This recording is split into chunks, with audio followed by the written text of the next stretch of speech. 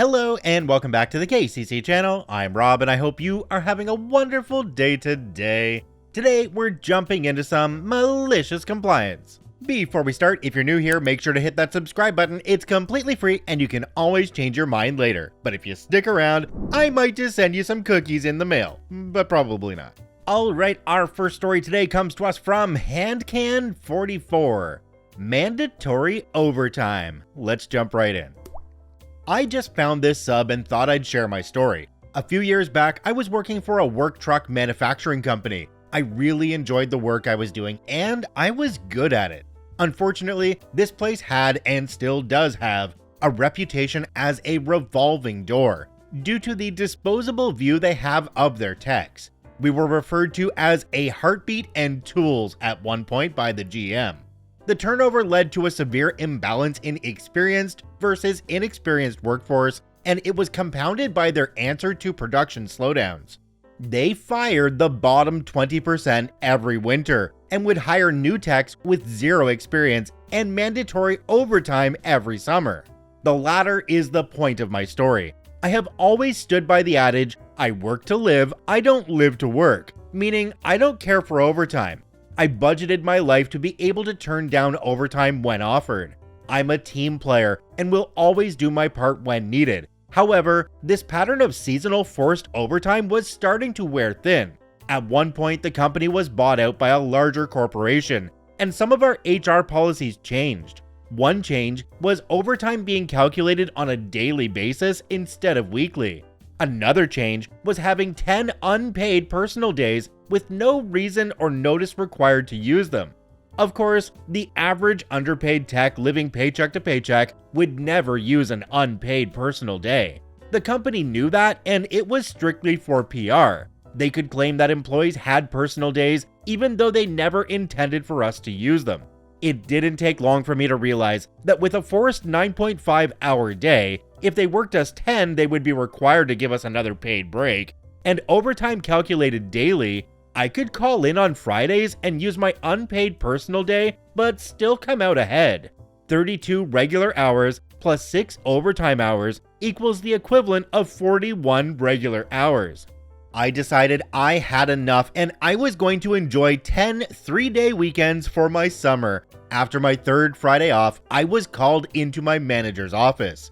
My manager, his manager, and the HR director were waiting for me.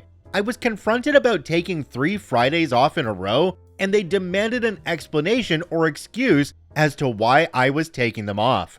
I calmly referred to our employee handbook, which explains that no excuse or reason is required for personal days.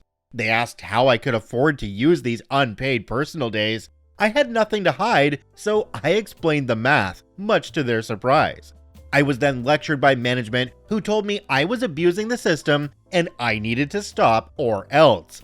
The HR director immediately corrected them and told management there was nothing they could do because I was not breaking any rules.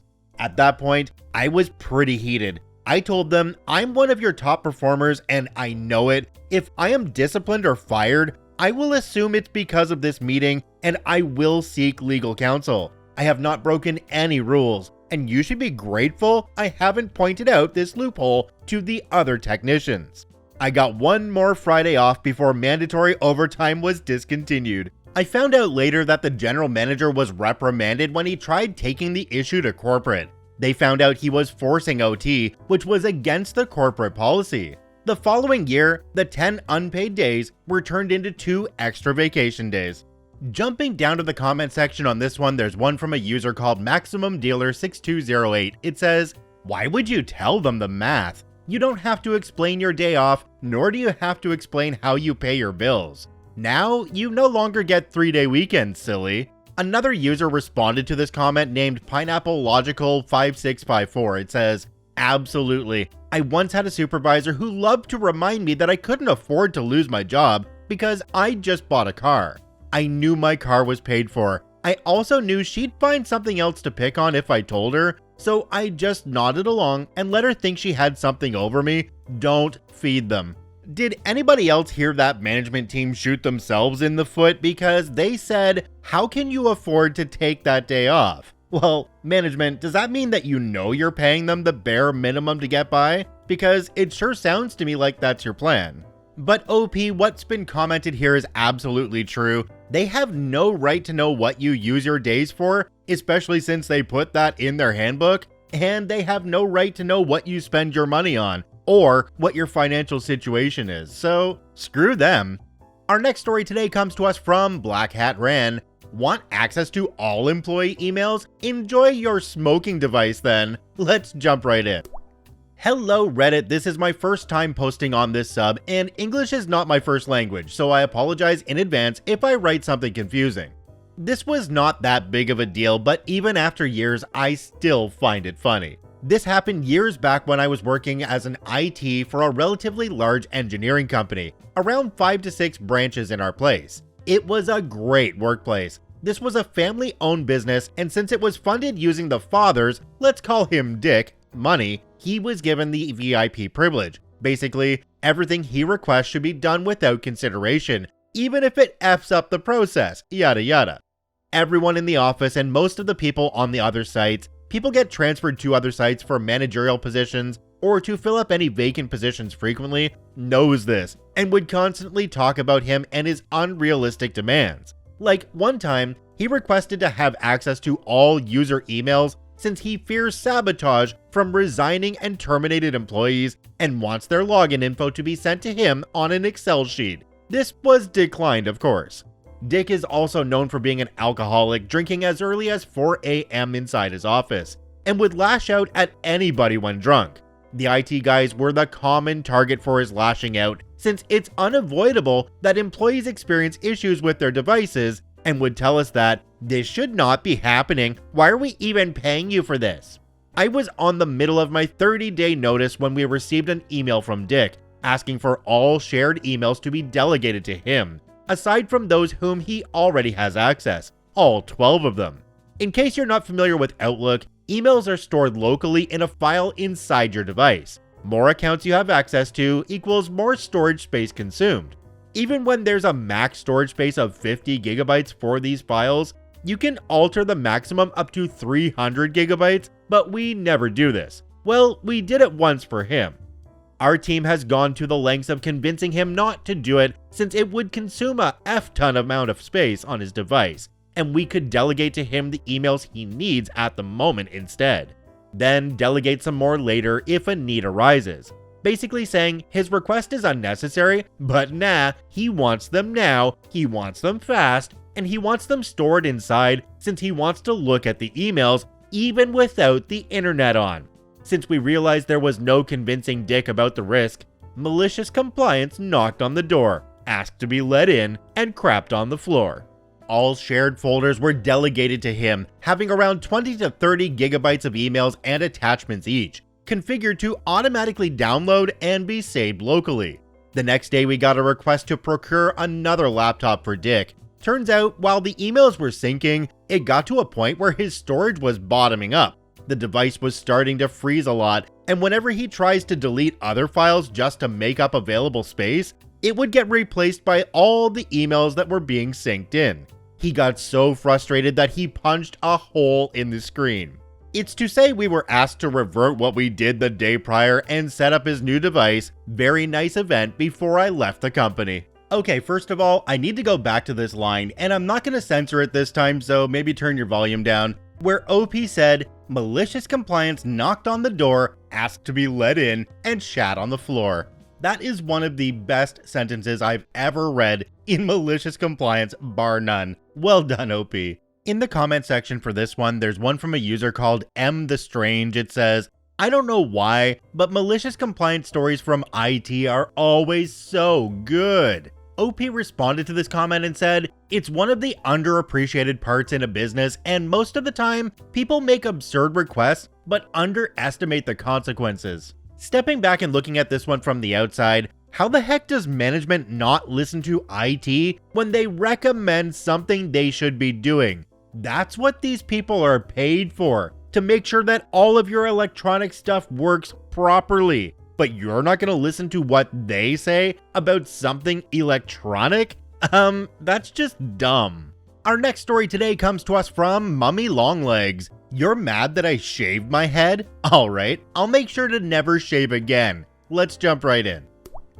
Hey y'all, little disclaimer, this is my first ever post on this site, so I apologize if my formatting is a bit off. I'm not much of a writer, let alone a super duper dramatic revenge plot one. Haha. Earlier last year, my family decided to throw me a surprise Sweet 16 party, which all of our extended family members were invited to. Among those invited was my aunt, who we'll call Carol, who is known in our family to be super conservative, unlike her husband, who tends to be more open-minded than her, though to be quite frank, the bar was on the floor. Since it was my Sweet 16, I decided to try out something new in regards to my appearance I've always wanted to do, but never quite got the chance to. That being shaving my head. Little note, my aunt has always admired and complimented my long hair, mostly due to the fact that it heavily resembled the way she wore her hair when she first met my uncle in the 70s. So you can only imagine the expression on her face when she saw me walk into the room with a buzz cut. And so, over the course of the party, while I got many weird looks from my more conservative family members, none were as fierce as my aunt's. She continuously made passive-aggressive remarks in regards to my new hair, or rather, lack thereof. I tried my best to laugh them off, but with the things she was saying slowly getting a lot lighter on the passive part, and a lot heavier on the aggressive bit, it kept getting harder to do so. When my birthday party eventually came to a close, as we were all saying our goodbyes, instead of bidding farewell like everyone else, Carol, now with her composure nowhere near in sight, starts berating both me and my parents for letting me shave my oh so precious hair off, saying how a woman like me should never even as much as hold a razor anywhere near her hair. Cue malicious compliance. It took me all my willpower not to lash back out at her, but I somehow managed to hold myself back. And in the middle of her yelling, it's like a light bulb lit up in my head. And so, taking her advice, I swore to not shave any of my body hair until at least the next time I saw her, which was not long since Thanksgiving is not too far away. And with that, the next 3 to 4 months were not only a delight not having to worry about shaving, but also strangely cathartic. I did everything in my power to make my leg and arm hair grow faster. You could name any method for hair growth, and I guarantee I have tried it. When Thanksgiving finally rolled around the corner, I made sure to pick out some clothes that revealed most of my arms and legs to piss her off even more. As I came up to meet Carol, the expression that washed up on her face can only be described as an unholy mix of both disgusted and horrified. Before I could even get within 2 feet of her, she quickly rushed to the bathroom with her hands over her mouth. After what seemed like an eternity of painfully fake retching sounds, she finally exited the bathroom and started loudly screaming at me about how I look like a man, and how me letting myself go had literally made her sick to her stomach, also making sure to compare me to big hairy animals while she was at it. Slowly, a crowd formed around us. Embarrassed by his wife, my uncle forcefully dragged Carol away by her hand and out the door as everyone in the room froze up a bit. Since then, my uncle has profusely apologized to me, and my aunt has insisted on not appearing at any family gatherings if I was there. And in the not so off chance cousin Elle happens to be reading this, I'm so sorry you have such crappy parents, girl. Jumping down to the comment section, in this one we have one from a user called HMS Slarty Bartfast. It says, have you started taking pictures to send to relatives? Nice pictures of you in shorts, telling them how much better you feel about yourself, taking your aunt's advice, how liberating it is not basing your self-worth on the opinions of others, and that you'd encourage them to thank your aunt for pointing out how shallow it would be to base your entire worldview around how others see you.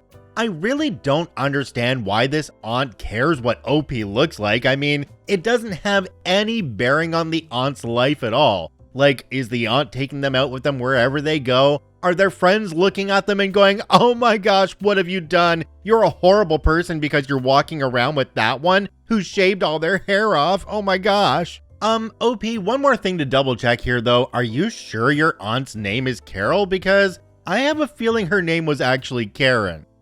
Our next story today comes to us from Careless Series 1596. Don't want to be asked for anything more? Okay, no problem. Let's jump right in. So, a few years ago, I worked as an administrator of a finance company. It was my job to create contract documents and ensure everything was secure and legit, especially as in the case I'm about to describe, when we are purchasing from a private seller, not an established storefront. Could even be a guy off of Kijiji. So one day I'm asked to email a new private seller about something our client is purchasing from him. I sent my standard email noting all the things we need from this private seller. Let's call him Bob. Bob called me shortly after receiving the email and was super slimy on the phone. He was being flirty and kept saying he wanted to meet for coffee and discuss me working for them instead, after one standard email. I got a bad feeling about this guy, like he was trying to get away with something, so I made a mental note to really watch what he sent in. Over the course of the next few days, he sent in everything except what I asked for. He was getting ruder every time we spoke or emailed and was calling our client, telling them how we were the worst company he could have chosen to deal with. He said he has the right to not supply the info we're looking for. And of course, that's true, but that cancels the sale, which he didn't want. So one morning he finally sends me the document I was waiting for. Within his email to me, Bob made it very clear that we were ridiculous and this is the last thing he is providing us, so don't even bother asking. I opened it up and it was clearly fraudulent. Anyone at my office would have said the same thing, and there is no way we were going to accept it. After discussing with my sales guy, I responded to the email and said, "Hi Bob, thank you for sending this over. However, as it's been clearly edited in a fraudulent way, we cannot accept it. You mentioned in your email that we shouldn't ask for anything else, so I won't. We have spoken to our mutual client and have agreed to cancel this transaction and won't be speaking to you further. Have a great day." He ended up calling both our mutual client and the sales guy in a panic, wanting to backtrack and get the sale done and would provide what we need. Obviously, we blacklisted this guy and never did business with him again. In the comment section for this one, there's one from a user called StinkyFeet205. It says, "That's the typical scammer MO. They try to scare and bully people into doing what they want, legal or not. Good for you for giving him the boot." This was responded to by another user called NYVN. It says, "He deliberately drug out the process in the hopes that they would be on a time crunch and rush, missing that the document had issues." Kinda makes you wonder how many times Bob has actually gotten away with this, not with this company maybe, but with many other companies, because it seems like Bob knows what he's doing and he's been able to get his way in the past. Been able to sneak things by on companies and make bank on of it by doing fraudulent sales. I'd say in this case it might be worth it for OP to make a couple of phone calls to other similar companies and see if they've ever dealt with this person, because it might take more than just OP's company to take this person down. Check out all 4 OPs linked in the description down below. I thank you for watching. I hope you have a wonderful day, and we'll see you tomorrow.